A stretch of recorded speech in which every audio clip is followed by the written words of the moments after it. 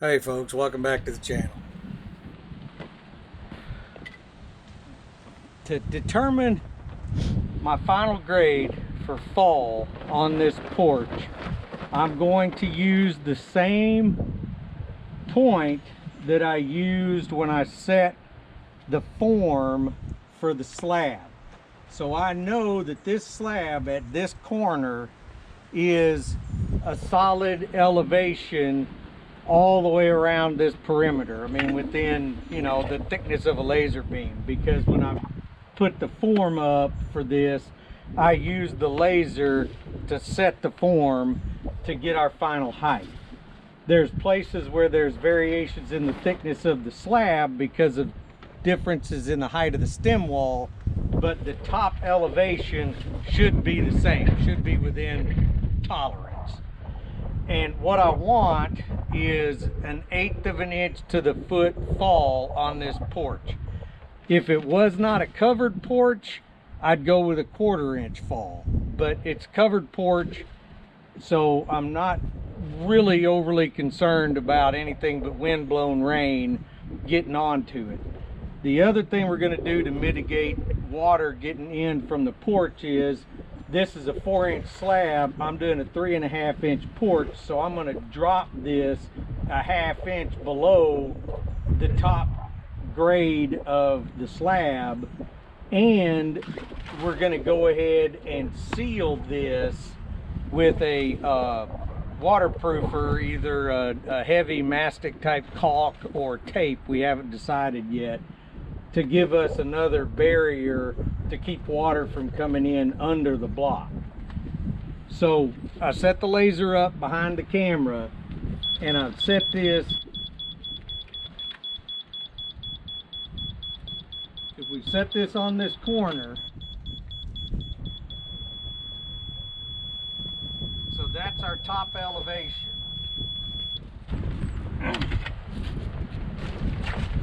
If we subtract a 1/2 inch from this,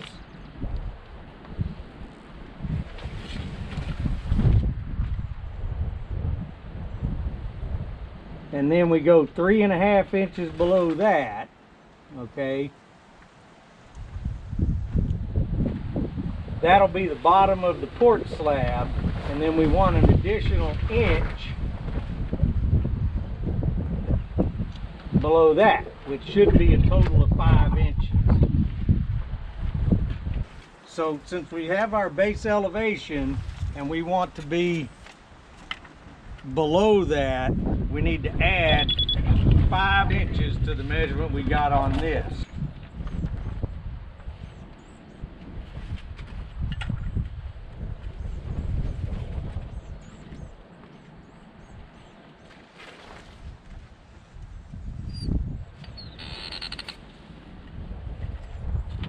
So now we can check the outside grade on this wall and see where we are.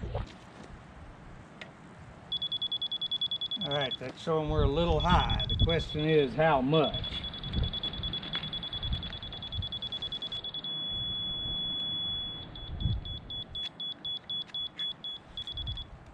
And it looks like we're about a 1/2 inch high.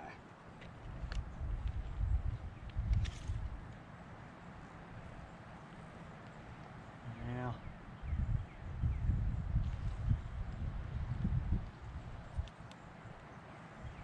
we're actually about 3/4 high.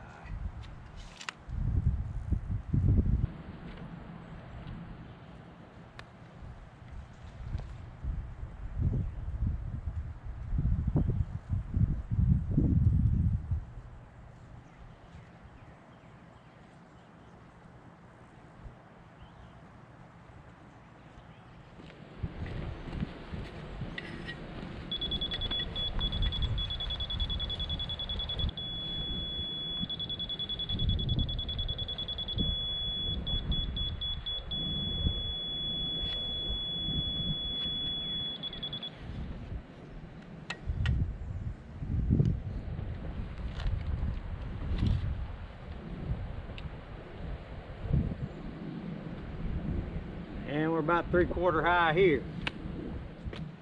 Now, because this is 4 feet further out, I need to add another 1/2 inch to maintain the same rate of fall over this distance.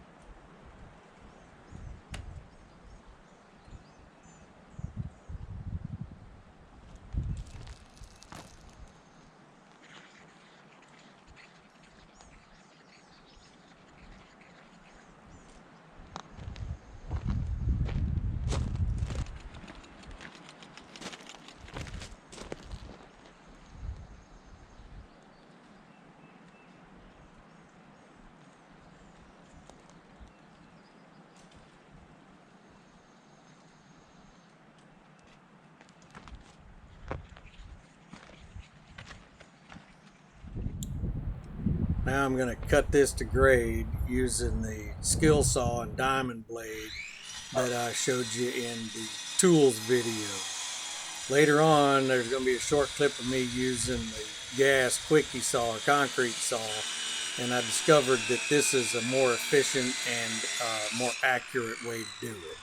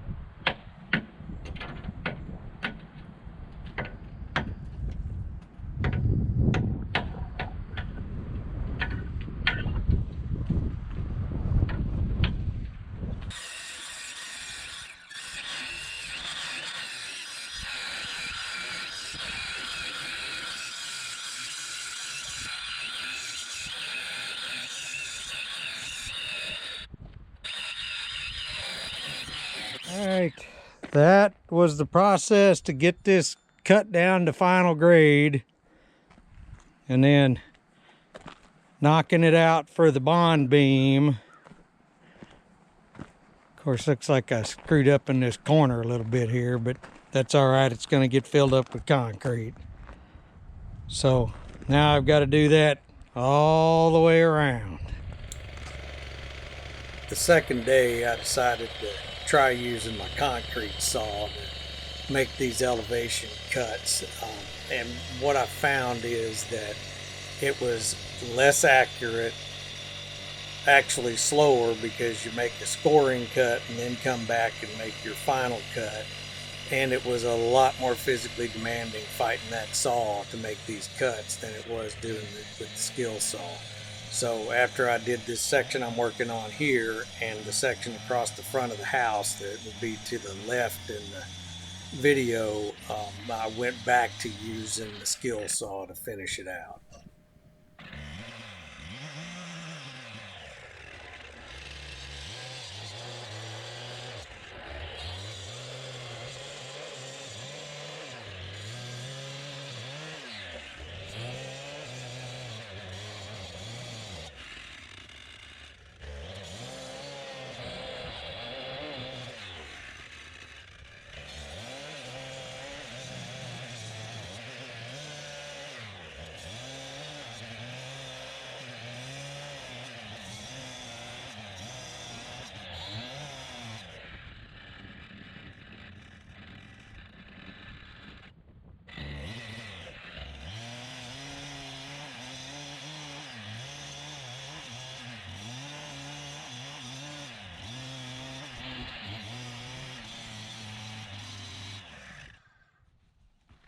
Now that we've got the block in place and the cutout done for the bond beam on the top, next thing I need to do is put holes through these through this wall here to bring in our power, water, and internet. Since it's going to be backfilled over the top of it, porch over it, we want to be able to protect the line coming in and make it so that if need be in the future, we can change stuff or repair stuff. So I'm trying out these Spider carbide hole saws. Normally for something like this, we'd either just, you know, notch it with a grinder and knock it out with a hammer, or use an actual core drill. So I'm trying this thing out. I've already done 2 holes on the back side and it works surprisingly well. This drill from Craftsman, the chuck's a piece of crap, but the hole saw seems to be working pretty well.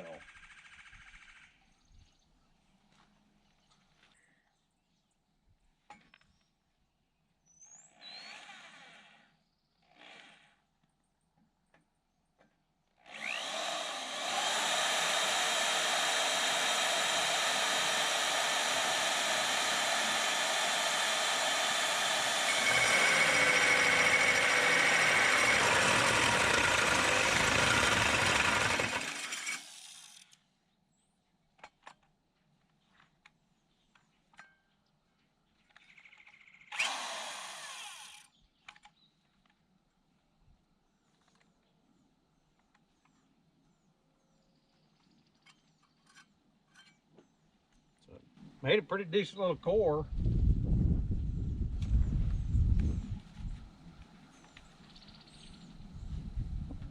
And I'm just trying to roughly line this up. I'm going to have to open these holes up to get the conduit through here, I'm sure.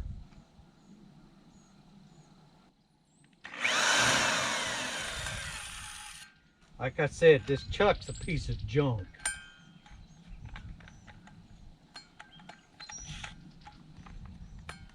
Everybody went to these speed chucks that you can't get to stay locked on anything. I missed the actual key chucks.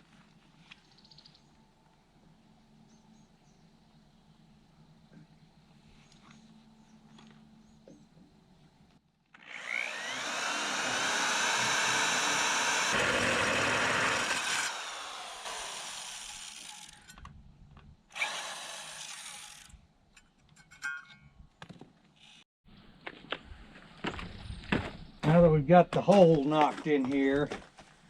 I need to take this tape off we put on the conduit when we installed it to keep dirt and whatever from getting in it. And then slip the next piece through.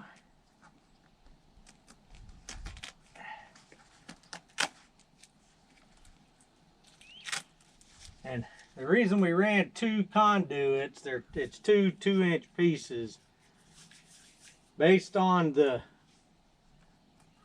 conductor size we need to allow for line loss from our meter drop over there at the pole to here.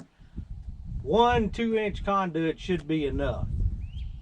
And I did two so that when we get to the point of putting solar in, or if we want to put a generator power inlet and solar, we've got another line going into the main breaker box in the house. But it's also insurance in case we discover that the single 2-inch line is not enough for the conduit or for the conductor that we need from the main power coming in. We've got another line we can split the conductors. Now, I don't know if that's up to code or not, but rather than running a 3-inch piece of conduit into the house, this seemed like the right option. Did I make that big enough? Yes, I did.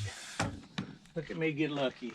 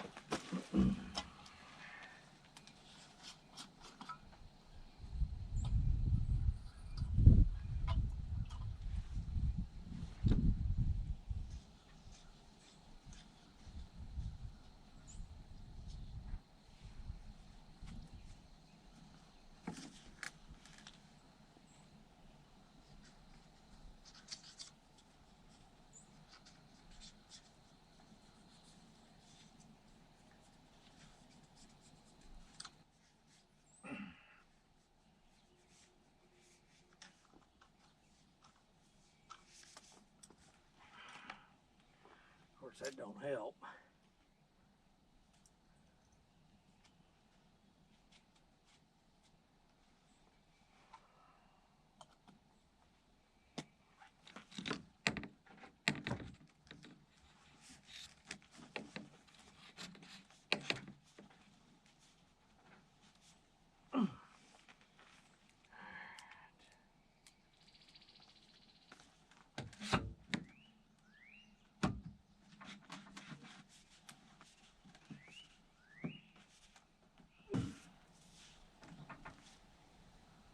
Now, these are heavy enough that I can throw some gravel around them, backfill, and they'll be protected.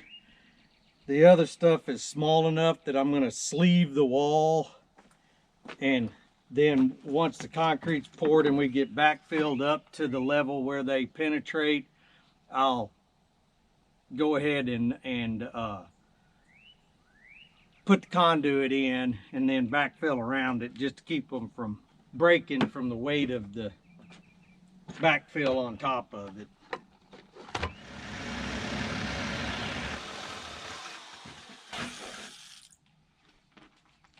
Barely long enough to get all the way through to the other side.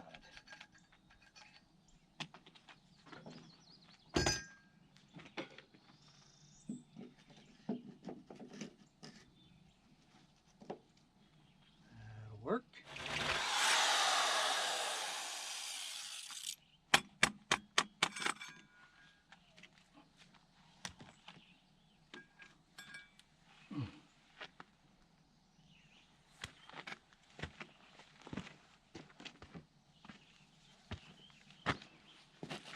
got into the web on the end of this block, so I'm gonna need to knock it out some to make room.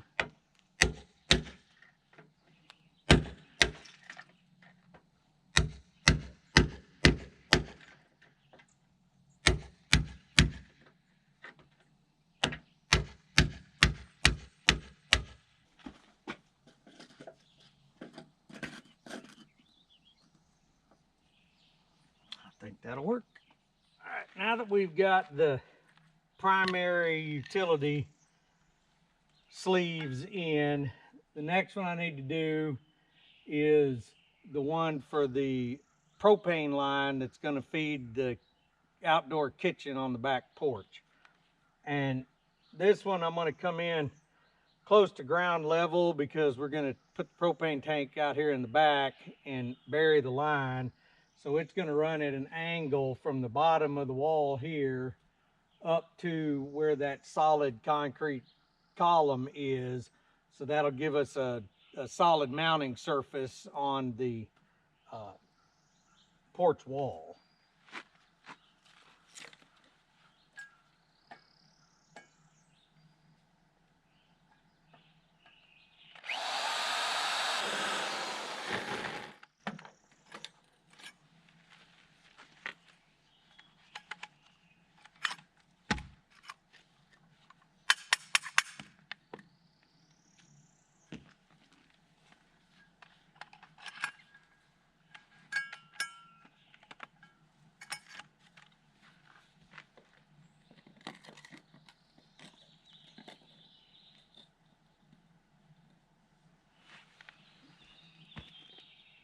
I'm just using some of this sealant tape that we got for the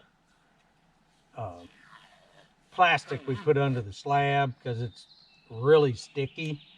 And all I want to do is try to make sure and keep this in place, but keep the concrete from leaking out as much as possible.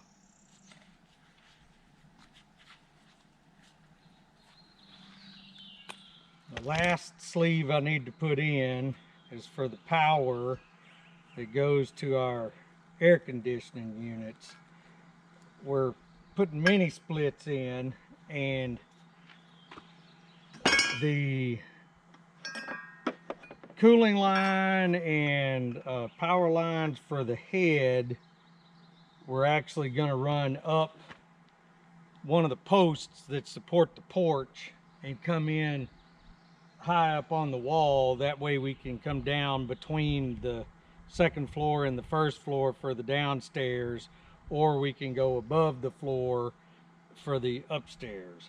It's going to end up costing us a little more in cooling line and piping and, you know, stuff for the actual head that goes in the rooms. But our main consideration was aesthetics. One, we didn't want to look at the stuff, and two, sound. By putting it in this corner, the sound is going to be focused away from the house, but it's also behind a closet with no windows, and it'll focus it away from the back porch where we'll be, you know, barbecuing or whatever. So we're gonna dig this out and put a pad in here when we pour the porches, and just figured that it was gonna be a better way to mitigate noise. And if need be, we can, because this is in a kind of out of the way spot, put an actual cover over the top of the units to protect them.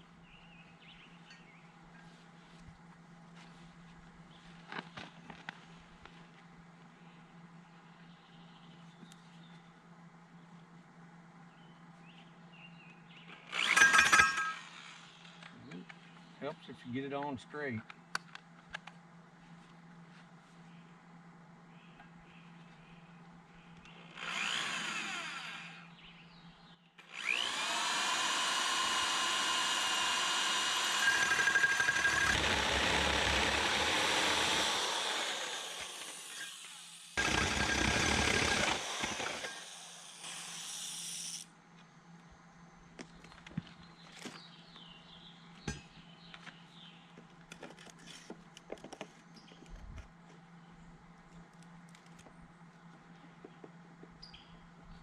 Now when it's time to mount the box, I'll come back, cut this off flush, and we can put the electrical box right there.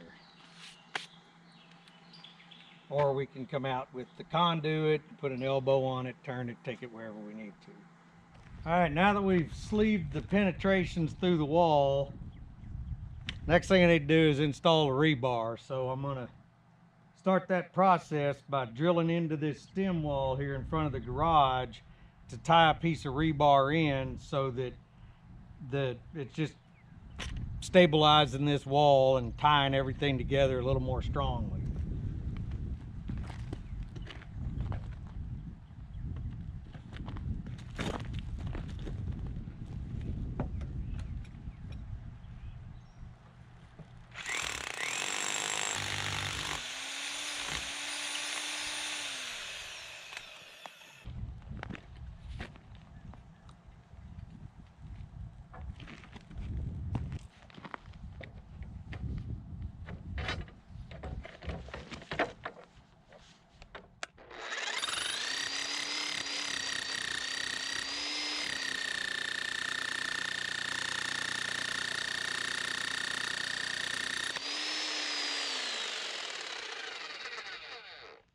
Now I need to start building or bending up my corner pieces,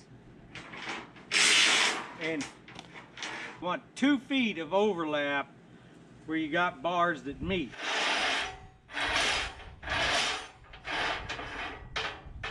So to allow for the corner bend, I'll probably bend these at about 2 feet 4 inches, so that way it gives me a little wiggle room.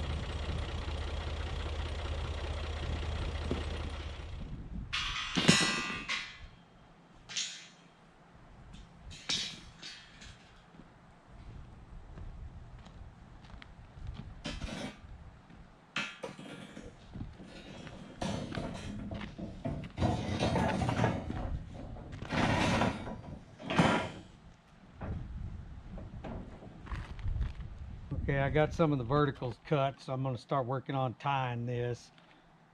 Some of these verticals, because of the mortar that's in the bottom, down on top of the footing, are sticking up a little bit, but it's no big deal because there's, 3.5 inches of concrete going to go over the top of it. So.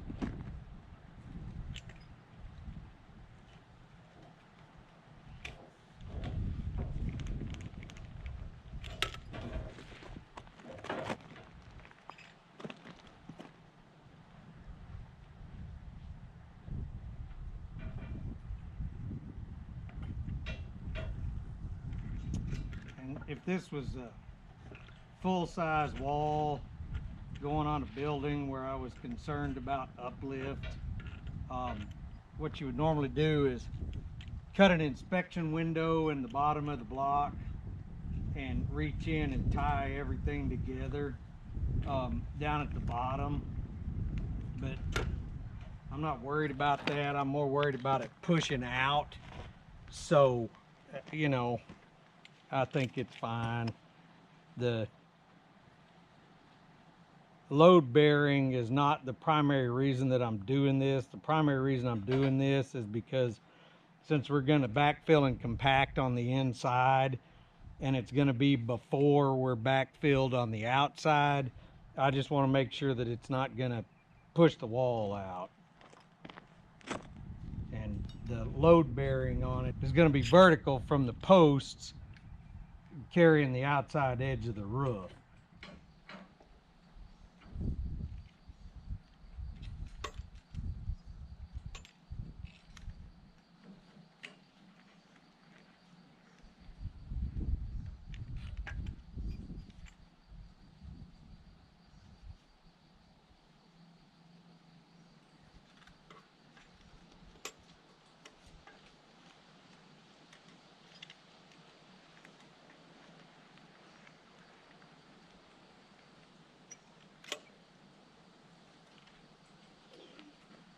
All right, that finishes up the rebar in this block wall. It's supposed to rain, so once the rain's done, I've got to form up a pad for the air conditioners to set on, and then wait on the pump truck to become available so we can fill this and fill some voids in the block on the gable ends, because we had some block that didn't get filled when we did that concrete. All right, now that we've got the block done, while I'm waiting on the pump truck to show up, I'm going to go ahead and drill the holes in the slab for the rebar that's going to connect the slab to the porch and these sidewalks. I'm going to use number 5 rebar.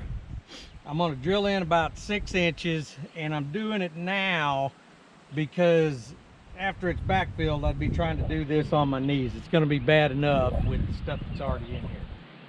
So I'm going to start drilling these holes. I've already struck a line to give me 2 inches of coverage above the rebar, and I've put marks every 2 feet along here, starting a foot in from the corners. So I'm going to get started on that.